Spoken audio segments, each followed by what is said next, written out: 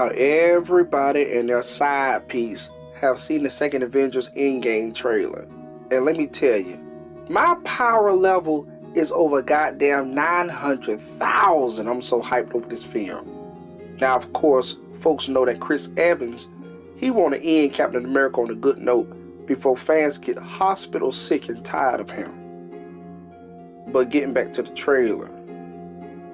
Anybody notice how the phrase, whatever it takes, is repeated throughout the beginning of the trailer? However, only Iron Man, Captain America, Black Widow, and Hawkeye say it. Each of these characters has gone on their own journeys and will do anything to protect Earth and the people they love. Now, of course, the trailer takes the time to highlight the four of them specifically, with Tony recalls his path to become an Iron Man and his love for Pepper. There are flashbacks to Captain America's humble beginnings. Hawkeye is seen teaching his daughter to shoot arrows. And Black Widow says they owe it to every team member lost to try and make things right. I don't know about you guys, but to me that sounds a lot like foreshadowing to me.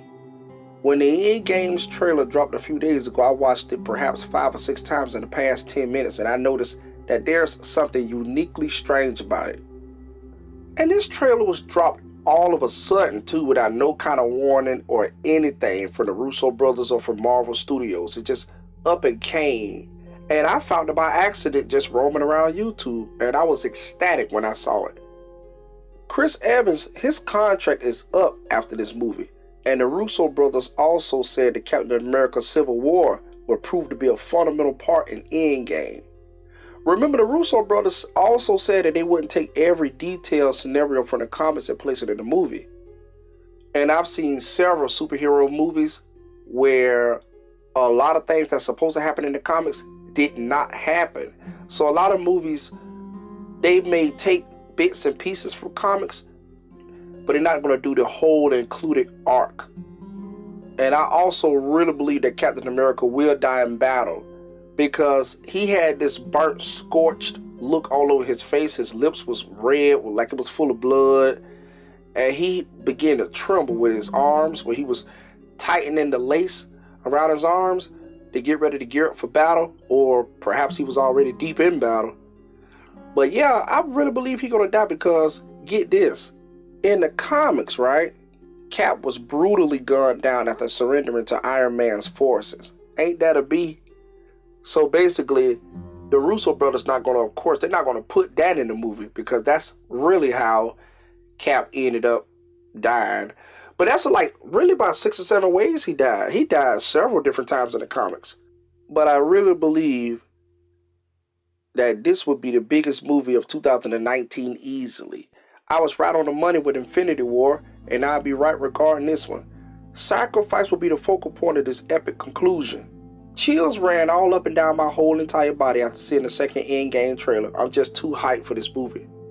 Now, I haven't seen Captain Marvel yet, but I done spoiled myself so many times looking at trailers and looking up different people's reviews on YouTube about, some say they didn't like it, others say they enjoyed it. A lot of people say they want to skip that just to watch Endgames. And you notice how they got all the movies parallel to one another? So basically, that's how Captain Marvel going to introduce herself into Endgames. And I feel like a lot of guys really don't like that Captain Marvel is a female, because they want Thanos to be destroyed and annihilated by the hands of a guy. You know, it'd be kind of like a little bit bittersweet that a woman took Thanos out the game. But I really have my doubts. I really highly doubt that Brie Larson's Captain Marvel would be able to really take down Thanos by herself. It's going to have to take an ensemble cast of heroes to really come up with a game plan and come up with a way to really get him down once and for all. Because I believe Thanos at this point in time, he's just way too powerful. Way too powerful.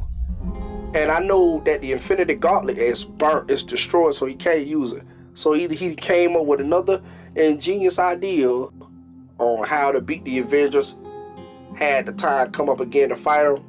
But I just don't really believe that Captain Marvel will be able to just totally eclipse Thanos just by herself, even though she's supposed to be the most powerful Avenger. I'll see though, because I got my fingers crossed. I hope it's a really, really good movie. And like I say, I am over 900,000 power level hype for this movie. I was your host, Price. Let's roll with another video. Thank you for watching and tuning in. Be sure to give this video a like, a thumbs up, leave a comment, and subscribe. But until next time, everybody, peace, and continue to have a good one. Later.